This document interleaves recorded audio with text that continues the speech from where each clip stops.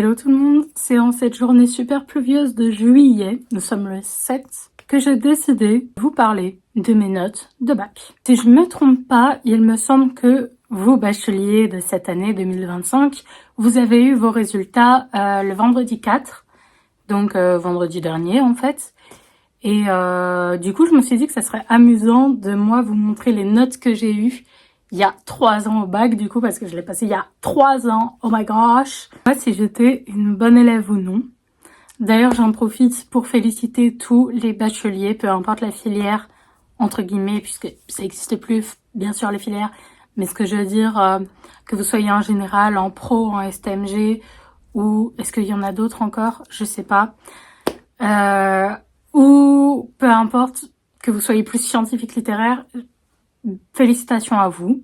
Déjà d'être allé au bout du lycée, parce que je suis bien placée pour dire que parfois c'est compliqué, peu importe la raison. Profitez bien de vos vacances que vous avez méritées, que vous fassiez des études sup l'année prochaine ou non. Alors du coup, je pensais commencer par les notes de contrôle continu, parce que moi je trouve que c'est ce qu'on s'en fiche le plus, donc autant commencer par ça. Commencer par toutes mes notes de première. En histoire géo, faut savoir qu'en première, on avait une prof qui était jamais là. Donc on n'avait jamais de contrôle, on avait que des DM. Et du coup, je demandais de l'aide à ma mère. Donc mes notes d'histoire géo en première, c'est pas mes notes à moi, c'est celles de ma mère. Et pas mal. Franchement, j'ai jamais eu une aussi bonne note en histoire. 12,40. C'est propre. D'ailleurs, j'ai tellement d'anecdotes avec cette prof, mais on va peut-être pas en parler aujourd'hui. Maybe si ça vous intéresse et que je vous hype de ouf avec ces anecdotes de profs un peu... parce que j'en ai eu des profs un peu... je ferai carrément une vidéo sur mes anecdotes du lycée. En anglais, 14,80. C'est chelou parce que en espagnol, j'ai eu moins qu'en anglais. Mais MDR, on est où? J'ai eu 14,60. L'espagnol, j'avais qui en espagnol en première? Je sais pas. Enseignement scientifique, en vrai, là, je suis grave choquée. Et vous allez voir que de première à terminale, il y a eu un énorme flou. En première, en enseignement scientifique, donc physique, chimie et SVT, j'ai eu 11,50. C'est énorme pour moi. 11,50. J'ai toujours été une brêle en sciences depuis que je suis arrivée au collège. Là, je suis choquée, en fait. En sport, il n'y a pas de notes parce que j'y suis quasiment pas allée de l'année, en fait, à cause de la fibromyalgie, que je ne savais pas à l'époque que c'était la fibromyalgie. Mais du coup, j'y allais pas et l'année de terminale, j'étais dispensée toute l'année. Donc, il n'y aura pas de notes en EPS. Et donc, ma spécialité, c'était... la spécialité que j'ai abandonnée en première, et du coup, les notes qui comptent pour cette année, c'était SES, et j'ai 9,70. À quelques points d'avoir la moyenne quand même, je tiens à le dire. Beaucoup la matière SES, je pense que j'aurais pu grave, si j'avais fait des études, ça se serait soit porté soit sur la psychologie, soit sur la sociologie, parce que j'avoue que SES, ça m'a trop plu, mais le prof était tellement barjot que j'ai fait non, on arrête, et que je préférais privilégier mes 2 autres spé, donc HLP et LLCE espagnol. Parce que je trouvais qu'en tronc commun espagnol, on apprenait que chi, surtout avec la prof que j'ai eue en terminale. Si vous passez par là, désolé, mais franchement, on n'apprenait rien. C'est pas contre vous, hein, mais on apprenait rien. J'avais pas envie de stagner dans mon espagnol, et j'ai gardé LLCE. En plus, en terminale, j'ai appris tellement de choses sur l'histoire de l'Espagne et l'histoire de l'Amérique latine que je ne regrette absolument pas mon choix. Même si on avait beaucoup plus de boulot en LLCE qu'en SES. En contrôle continu, ça nous donne une moyenne de 13,12 et franchement, c'est pas mal. En ça, c'est pas mal. Fin de l'année de première, évidemment, c'est pas une surprise, on passe le bac de français. Et là, je pense sincèrement que c'était pas mal. Écrit, j'ai eu 11 et oral, j'ai eu 13. Je ne me souviens même plus de sur quoi je suis passée. Je sais que ouais, l'oral c'était pas mal, mais j'aurais jamais pensé avoir plus qu'à l'écrit. Je pensais avoir la moyenne, genre 10-11 et avoir la même note dans les deux. Du coup, je suis surprise d'avoir eu 2 points de plus à l'oral. Mais je vais pas m'en plaindre. J'ai vu que, même moi, à mon époque, quand j'étais en train de le passer, que la plupart des élèves sont super stressés par l'oral et pas tant que ça par l'écrit.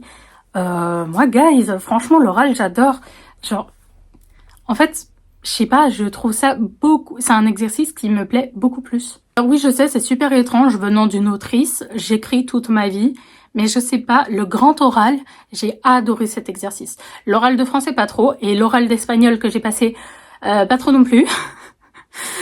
Pas trop non plus, parce qu'elle m'a posé des questions juste en mode... d'accord. Mais le grand oral, ah ça c'était pépouze. J'ai trop kiffé le grand oral. Du coup, moi, je pense que j'ai kiffé le grand oral, c'est parce que je suis passée forcément sur mes 2 spé, comme tout le monde, ou une des 2 spé, mais dans mon cas, j'adorais mes spé en fait, et ça m'a... En plus, je suis passée sur la question que je voulais, parce que pour ceux qui savent pas et qui l'ont peut-être pas passé, ou qui l'ont passé il y a des années, et du coup c'était pas comme ça, au grand oral, en fait, on prépare pendant toute l'année 2 questions qui sont en rapport avec nos spé. Donc soit une question une spé et l'autre une spé, soit un mélange des deux, enfin bref, voilà.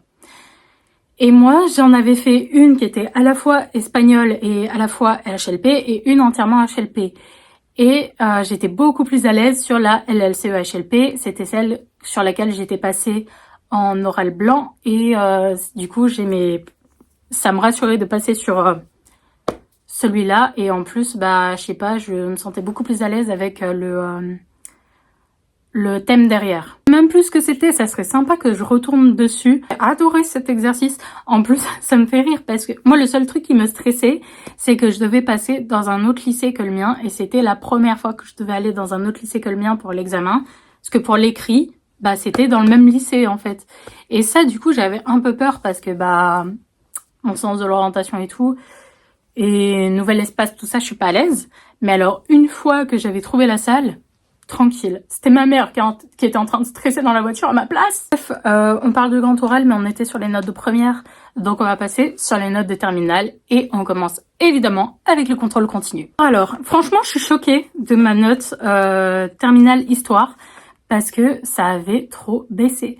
En fait, comme je disais, moi, les premières années de lycée, j'ai eu la prof d'histoire du coup que je parlais, qui était jamais là et qui nous donnait que des DM. Donc c'était méga simple, j'avais des bonnes notes. En terminale, je me suis dit, si je l'ai pas elle et que j'ai un prof qui nous donne des contrôles, c'est termino pipo, parce que j'ai zéro méthode, je connais rien. Enfin, même si je trouve qu'en histoire géo, on fait toujours la même chose. La Seconde Guerre mondiale, et c'est bon, on a compris, passons à autre chose. Mais ça ne m'empêchait pas d'avoir des notes pourries, parce que moi, à partir du moment où il y a des chiffres, c'est ciao. Donc les dates, le nombre de morts, le nombre de ceci, le nombre de cela, c'est ciao en fait. J'ai beau passer des heures et des heures sur la leçon, ça ne rentrera jamais. Et c'est pareil pour les définitions. Le par cœur, ça ne marche pas, à part pour la poésie, parce que c'est de l'art. Mais sinon, c'est ciao. Du coup, je suis choquée, parce que j'ai quand même eu 11,70. En EMC, alors j'avais mon prof, j'avais qui en EMC? J'avais ma remplaçante de philo. Oh, elle était spéciale aussi, hein.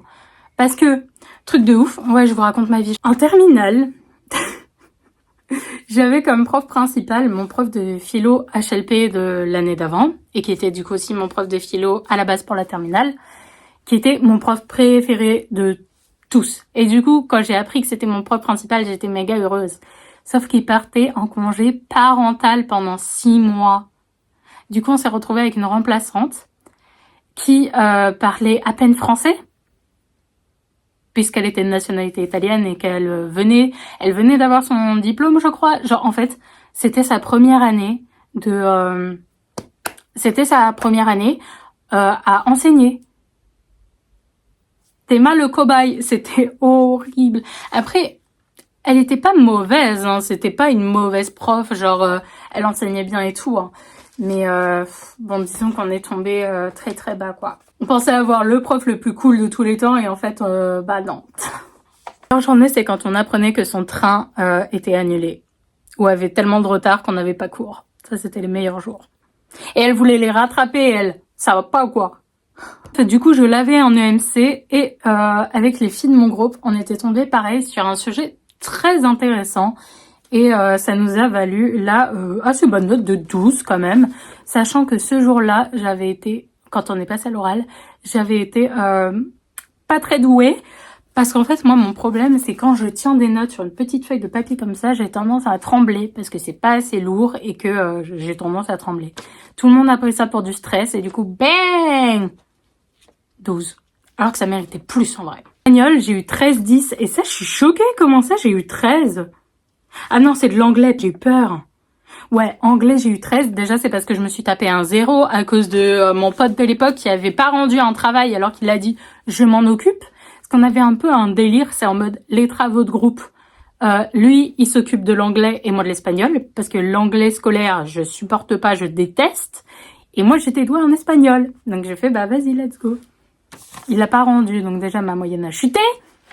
Super. Je pense que je dois une aussi bonne note en anglais en terminale. C'est uniquement grâce à un oral qu'on a passé où j'ai eu 20. En espagnol, terminale, j'ai 15,50. Et j'aurais pu avoir plus si je m'étais pas tapé une note horrible, pareil sur un devoir tâche finale qu'on avait dû rendre, où la prof a trouvé qu'on n'en disait pas assez. Mais en fait, si vous voulez, c'est qu'il fallait parler des sorcières d'Aquelarre, là. Je le dis avec un accent français parce que flemme, mais on devait parler de ça, de ces sorcières, sauf que le problème, c'est qu'elle voulait qu'on fasse entre 5 et 10 minutes, je crois, je sais plus exactement, mais elle voulait un temps imparti, sauf que bah toutes les choses qu'il y avait à dire, elles avaient déjà été dites en cours, et donc moi, ça me saoulait de devoir répéter mot pour mot tout le cours, et avec la fille avec qui j'étais en groupe, bah on était pareil, on était en mode bah voilà. Et le problème, c'est que moi, je parle plus vite que les autres en espagnol. Donc, pour exactement le même paragraphe, bah moi, ça va faire 1 minute de moins que les autres, en fait, parce que je chute pas sur les mots. Après, je vous le dis, c'est vrai que j'avais la flemme. Franchement, pour tronc commun, j'avais la flemme. Je me donnais beaucoup plus en spé, c'est clair. Attention, enseignement scientifique, là. L'année d'avant, j'ai eu 11,50. À votre avis, combien j'ai, là, en terminale? Mettez les paris. Allez-y, écrivez dans les commentaires. Ne trichez pas. Je le saurai. 5,80. Quand je vous dis que les sciences et moi... Et pourtant, je passais du temps sur mes révisions. Hein. Mais moi, quand ça veut pas, ça veut pas. Et les sciences, c'est pas ouf. Maintenant, passons aux examens de fin d'année. Donc, les examens de bac de terminale. Et là, ça va être fou. En philo, pareil...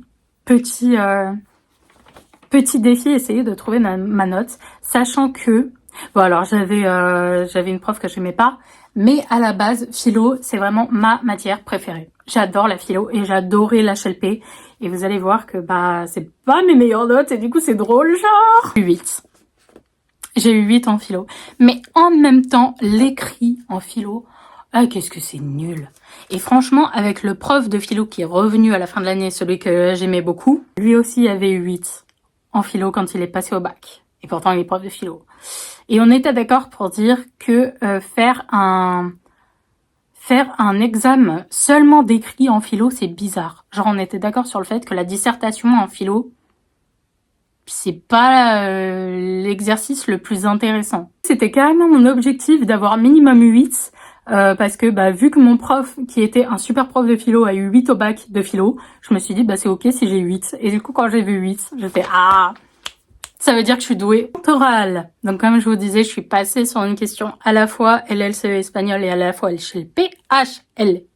J'ai eu 15 et franchement, en ça, je me la pète. Je me la pète à donf. Je suis trop fière de ma note. En HLP, bah c'est rigolo, hein. HLP, bah comme philo, hein, 8. Pourtant, c'était ma matière préférée. Mais je vous dis, moi, ce qui est littérature et philo, pour moi, ça se fait à l'oral. Ça se fait en mode discussion. Ça se fait... Si vous connaissez Amour Sucré Campus Life, pour moi, HLP, c'est comme le cours de Zaidi, là. Ça se fait à l'oral, ça se fait en discussion. C'est pas quelque chose qu'on doit théoriser sur du papier. Pour moi, c'est un peu ça. Et du coup, bah, je sais pas, le travail écrit, ça marchait pas avec moi, quoi. 8. Je vous demandais à mes profs à l'époque, genre en cours, je participais de ouf. Et dans mes bulletins, si je pense pas que je vais les retrouver. Mais si jamais je les retrouve, vous verrez que dans mes bulletins, il y avait marqué participation intéressante, genre en mode mes participations font avancer la classe. Et c'est pas pour me la péter que je dis ça, même si un peu, j'avoue, j'en suis fière. Mais en gros, c'est pour vous montrer que les notes de vos contrôles, ça veut pas dire que vous n'êtes pas doué. Ça veut juste dire que vous êtes peut-être meilleure sur un autre format. Moi, je sais que quand je parlais avec mes profs en cours, ça marchait mieux et eux-mêmes le disaient que j'étais une très bonne élève. C'est les exercices papier que ça marchait pas au final, genre dissertation et tout, j'aime pas. Enfin, LLCE espagnol, sachant que c'est un mélange de l'examen écrit pour lequel j'avais kiffé et l'examen oral que j'ai beaucoup moins kiffé, j'ai eu 13. Et je sais plus exactement les notes que j'ai eues. Je crois que j'ai dû avoir 15 à l'écrit et vers 10 à l'oral. Et ouais, l'exercice d'LLCE espagnol écrit, j'adore.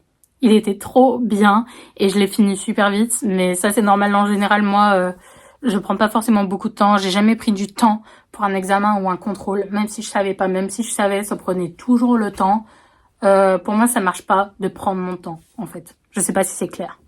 J'avais kiffé. Je sais plus exactement ce que c'était, mais j'avais kiffé. Je crois qu'il y avait un truc de document, genre traiter un document. Il y avait de la traduction à la fin. Ça, j'avais bien aimé, certes. Mais les desserts en espagnol, je les préfère. Tout ça, ça nous donne une note de 11,58. Je pense sincèrement que j'aurais pu aller chercher la mention.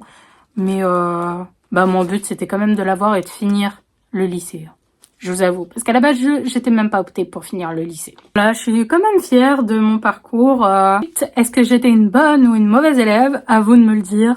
Moi, pour moi, je pense que j'étais dans la moyenne. Genre là, au lycée, j'étais dans la moyenne. C'est vrai que je séchais souvent. J'étais souvent absente. Parce que, anxiété, enfin, ça allait pas trop, j'avoue. Et puis, fibromyalgique, je savais même pas que c'était ça. Mais bref, voilà, pour plein de raisons. J'avais des notes pas ouf dans certaines matières, j'avoue. Mais en même temps, je participais beaucoup dans celles que j'aimais. Et les profs de ces matières-là m'appréciaient assez et trouvaient que j'étais un élément élévateur. C'est pas ça le mot que je veux. Je perds mes mots en ce moment. Mais que j'étais un bon élément pour la classe. Et ça, c'était cool, j'avoue. Puis je me comportais bien. Enfin, je parlais en cours, mais j'arrivais à suivre. J'étais pas perturbatrice, quoi. Donc à vous de me dire. C'est la fin de cette vidéo, j'espère qu'elle vous aura plu. Moi, je vous laisse ici, prenez soin de vous et à la semaine prochaine.